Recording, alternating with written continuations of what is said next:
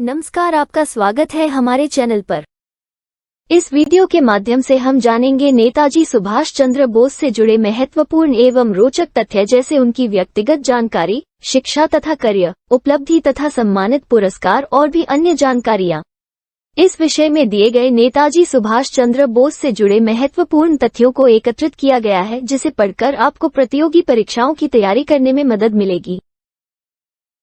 सुभाष चंद्र बोस के अलावा भारत के इतिहास में ऐसा कोई व्यक्ति ने जन्म नहीं लिया जो एक साथ महान सेनापति, वीर सैनिक, राजनीति का अद्भुत खिलाड़ी और अंतर्राष्ट्रीय ख्याति प्राप्त पुरुषों, नेताओं के समकक्ष साधिकार बैठकर कूटनीति तथा चर्चा करने वाला हो।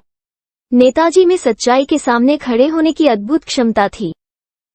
नेताजी सुभाष चंद्र बोस का जन्म 23 जनवरी सन 1897 को ओडिशा के कटक शहर में हिंदू कायस्थ परिवार में हुआ था। उनके पिता का नाम जानकीनाथ बोस और मां का नाम प्रभावती था। जानकीनाथ बोस कटक शहर के मशहूर वकील थे। पहले वे सरकारी वकील थे, मगर बाद में उन्होंने निजी प्रैक्टिस शुरू कर दी थी। नेताजी सुभाष चंद्र बोस की शिक्षा।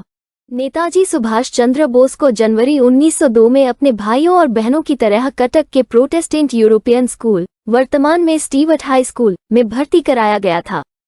उन्होंने कॉलेजिएट स्कूल में अपनी पढ़ाई जारी रखी। 1913 में मैट्रिक परीक्षा में दूसरा स्थान हासिल करने के बाद उन्हें प्रेसिडेंसी कॉलेज में भर्ती कराया गया, जहां उन्होंने अध्ययन किया। वो 16 साल की उम्र में उनके कार्यों को पढ़ने के बाद स्वामी विवेकानंद और रामकृष्ण की शिक्षाओं से प्रभावित थे। उन्होंने महसूस किया कि उनका धर्म उनकी पढ़ाई से ज्यादा महत्वपूर्ण था। 1918 में उन्होंने कलकत्ता विश्वविद्यालय में स्कॉटिश चर्च कॉलेज में प्रवेश और वहां से BA की डिग्री हासिल की। बोस ने 15 सितंबर 1919 को यूरोप के लिए भारत छोड़ा। 20 अक्टूबर को लंदन पहुंचे। उस समय उन्होंने अपने पिता को भारतीय सिविल सेवा ICS परीक्षा की तैयारी करने और उपस्थित होने का वादा किया था, जिसके लिए उनके पिता ने 10,000 रुपये उपलब्ध कराए थे। लंदन में बोस ने अपने भाई सतीश के साथ में रहकर ICS के लिए अपना आवेदन पढ़ा, जो बार परीक्षा की तैयारी कर रहा था। बोस कैम्ब्रिज विश्वविद्यालय में एक कॉलेज में प्रवेश पाने के लिए उत्सुक थे। हालांकि ये पहले से ही प्रवेश की समय सीमा थी। वहां के कुछ भारतीय छात्रों और श्री रेडवे की मदद से फिजिटेलियम हॉल के सेंसर, विश्वविद्यालय के गैर कॉलेजिएट छात्र बोर्ड द्वारा संचालित एक निकाय, जो एक कॉलेज में औपचारिक प्रवेश के बिना एक किफायती लागत पर विश्वविद्यालय की शिक्षा उपलब्ध कराने के लिए था, जिसमें बोस ने 19 नवंबर 1919 को विश्वविद्यालय के रजिस्टर में प्रवेश किया। वो ICS परीक्षा में चौथे स्थान पर आए और उनका चयन हुआ, लेकिन वो एक विदेशी सरकार के अधीन काम नहीं करना चाहते थे, जिसका अर्थ था अंग्रेजों की सेवा करना। 1921 में जब उन्होंने भारतीय सिविल सेवा से इस्तीफा दे दिया, तो उन्होंने अपने बड़े भाई शरद चंद्र बोस को लिखा, त्याग और पीड़ा की धरती पर ही हम अपना राष्ट्रीय गौरव बढ़ा सकते हैं। नेताजी सुभाष चंद्र बोस का करियर। उन्होंने 23 अप्रैल 1921 को अपनी सिविल सेवा की नौकरी से इस्तीफा दे दिया और भारत लौट आए।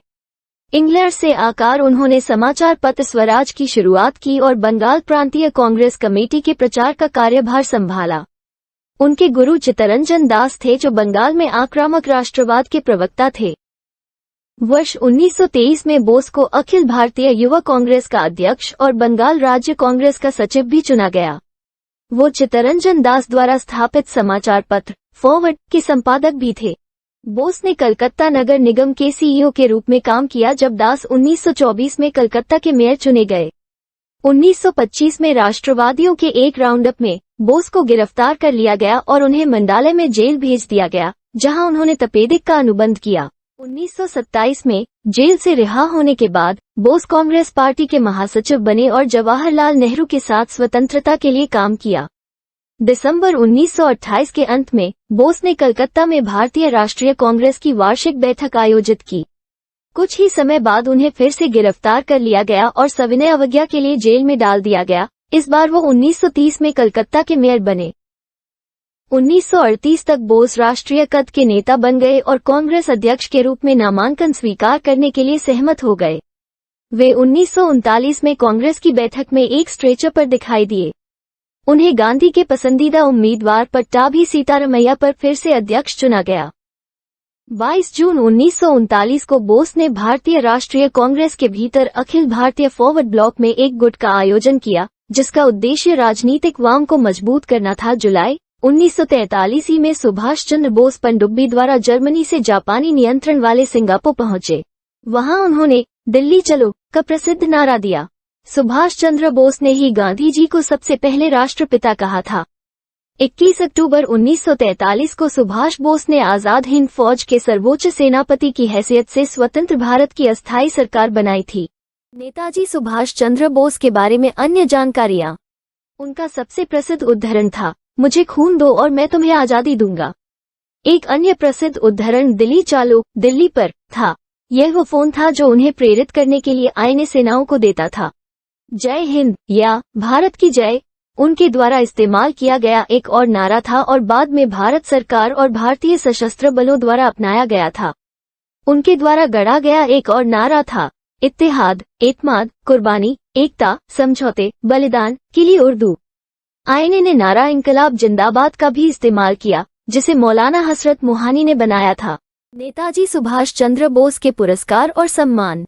सुभाष चंद्र बोस को 1964, 1993, 1997, 2001, 2016 और 2018 से भारत में टिकटों पर चित्रित किया गया था।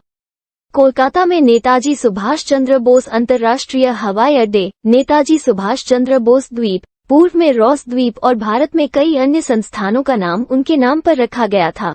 23 अगस्त 2007 को जापानी प्रधानमंत्री शिंजो आबे ने कोलकाता में सुभाष चंद्र बोस मेमोरियल हॉल का दौरा किया। आबे ने बोस के परिवार से कहा, ब्रिटिश शासन से भारतीय स्वतंत्रता आंदोलन का नेतृत्व करने के लिए बोस की दृढ़ इच्छाशक्ति से जापानी बहुत प्रभावित हुए हैं। नेताजी जापान में बहुत सम्मानित नाम है। आशा करते हैं हमारे द्वारा दी गई जानकारी से आप संतुष्ट होंगे।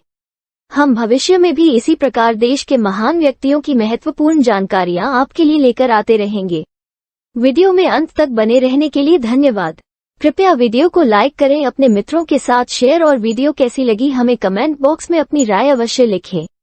अगर आप हमारे चैनल पे नए हैं तो कृपया चैनल सब्सक्राइब अवश्य करें।